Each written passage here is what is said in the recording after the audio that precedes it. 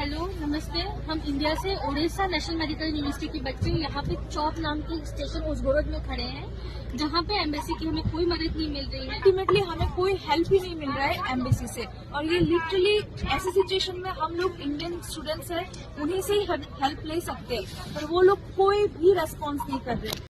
Did the Indian government abandon its students in Ukraine is a topic that is being heatedly discussed on our news channels, certainly on social media, in our homes. And Jaggu and I thought, let's sit down and discuss whether indeed, if this is a relevant question or whether there is a real black or white answer to this question on the basis of what we've been reading and what we've been seeing. So, जब से Russia ने Ukraine को invade किया है, the whole world has been sort of watching in horror because A, we didn't expect a war to happen in 2022.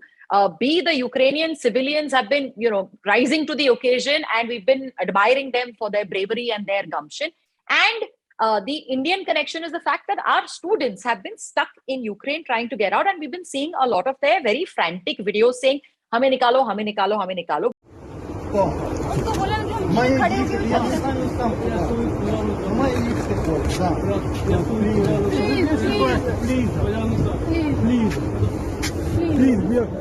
which has now led to the debate that why is the government not doing enough? So, firstly, so there are a few accusations being thrown at the government of India. The students have said, आपने हमें उस time पे क्यों नहीं बताया जब America ने अपने लोगों को बोला कि leave Ukraine, there is a war, why you left it until the 15th? What is the reasoning, Jaggu? Well, here's the thing, right? Different countries have different intelligence coming from the ground. They also have different agendas. The US would like a long time back for the world to believe that Putin is going to attack. This time their intelligence was right and he did attack. But they also had a political agenda to it. They wanted to beat that drum. The Ukrainians themselves, from what I remember from like a month ago, were not beating the drum as hard as the US was. They would have liked to believe that Russia would eventually not attack and these things could be negotiated. So different countries had different perspectives. Now, with the Indian government, they issued their first advisory on the 15th. The war started 9 days later. When these advisories are issued, the first advisory is invariably not a full-blown panic situation. Also, an advisory itself, governments don't issue advisories to their citizens in other countries, like for change of weather and all of that. An advisory being issued is a strong hint by itself. And the first advisory can't be bhago. No, so the first advisory was, on the 15th, the Embassy of India in Kiev basically said, in view of the uncertainties of the current situation in Ukraine, Indian nationals in Ukraine, particularly students whose stay is not essential, may consider leaving temporarily. And Indian nationals are also advised to not travel to Ukraine unnecessarily. So I think the students are like, it doesn't sound urgent enough because aapne hame bola hai ki temporarily you may leave if you choose to. And I think they have gotten confused with like essential work for students, because like if I'm a student, then my submission is very essential, my exam is very essential, my lectures are very essential. They got confused in the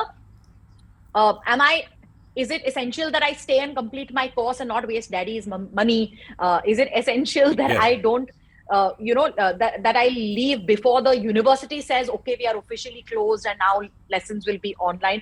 And in all this waiting, thinking, should I not? Parents also giving advice. It really depends on an individual, how scared they get, how much they follow the news, what their own judgment is. Is it now? Is it urgent? Could I wait a week? And all of that was left to the individual's choice. And no, hence, but also the advisories were making specific points about the students and the universities, right?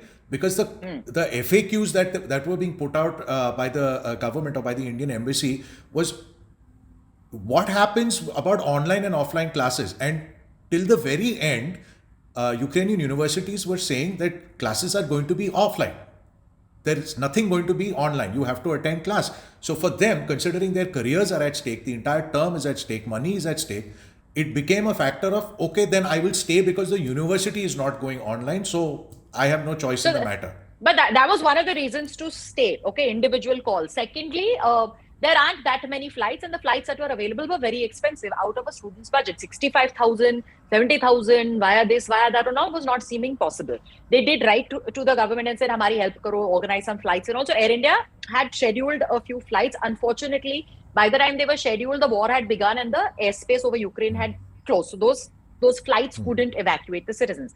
So now we're left with students being in Ukraine, which is being attacked by a foreign country. There is a war on.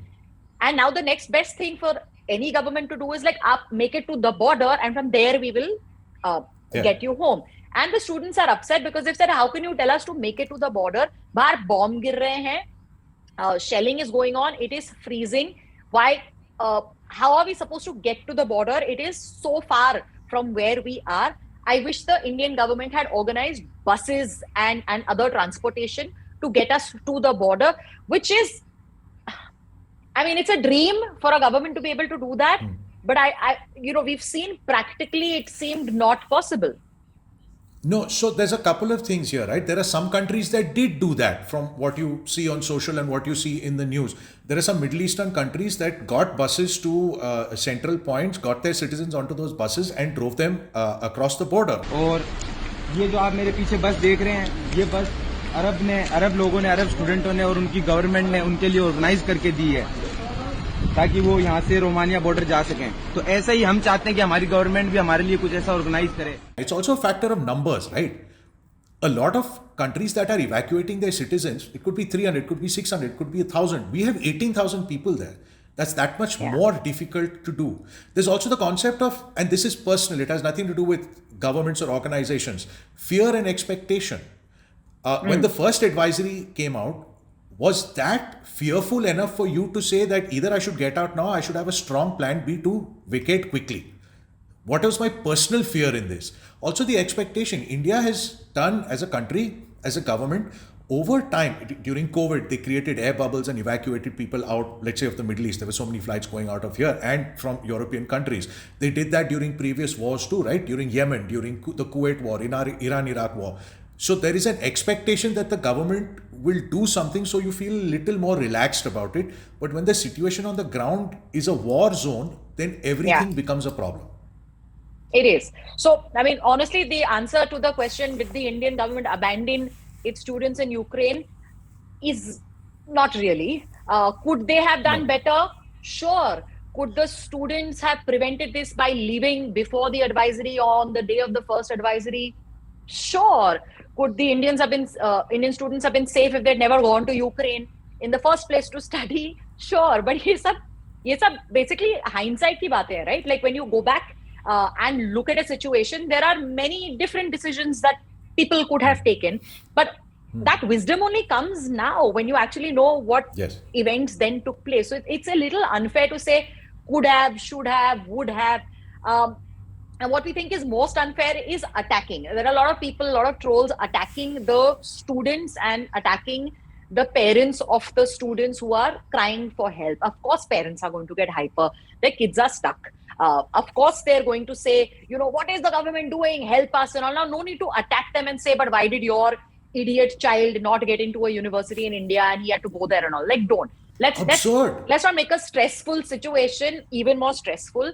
And don't do like armchair sort of lectures and sitting here and giving people like, अरे तुमको ये करना चाहिए था and तुम बेवकूफ हो, and don't say anything against our government and all of that. Like, not the time and place for that. All we would expect us lot to do is keep fingers crossed, pray that the war ends very, very soon, better sense prevails, and everybody who needs to get home safe makes it home safe, right? Absolutely. Like, pray for them, keep them in your hearts and minds. That's what's important right now. That's all we can do.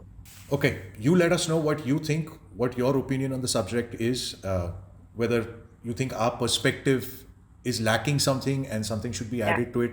Let us know, because it's an evolving situation. It's a gray area. We'd like to know what you say. There's the comment section that's always available to you. In the meantime, tell us what you think of this video.